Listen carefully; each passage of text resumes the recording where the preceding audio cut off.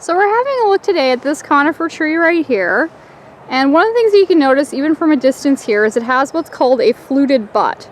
So you can see how the ends of the butt end of the logs would have this kind of curved, fluted nature. So basically it has these ridges that come out from the trunk into the ground. So another thing sometimes people call this is a buttress root.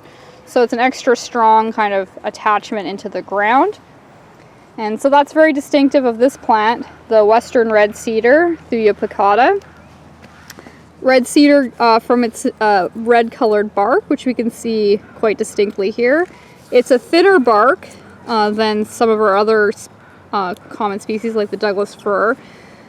And it's quite a nice peeling bark. If you like the First Nations people would cut it and strip it, and you can turn it into all sorts of interesting things. So it's a very strong, fibrous bark and a nice kind of reddish color, so you can identify it from a distance based on that red color and the fluted buttress roots.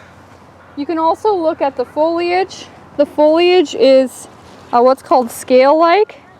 So if you look really closely, you can see they do look like little scales, like the scales of a fish or something. And sometimes people have a hard time telling apart the scale foliage of a western red cedar from a yellow cedar.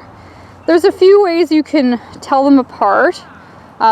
One is by smell. So if you crush up and smell both samples, you can compare the smell. So they both have a nice smell, but it's a bit different.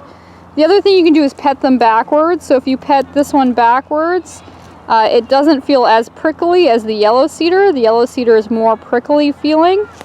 The thing I find the most distinctive is the way that the foliage actually hangs on the branches. It's very flat. So you can see how when I put this sideways it looks very flat. If this was a yellow cedar sample, the needles would be hanging down more like this. So yellow cedar is much more bendy. It doesn't have this really flat nature like a red cedar does. The other thing we can look at is the cones. The cones are very distinctive. So here we have the cones of the red cedar. They look kind of like little brown tulips. They're quite pretty actually. So you can see these ones are slightly open and these ones are a little bit more closed over here.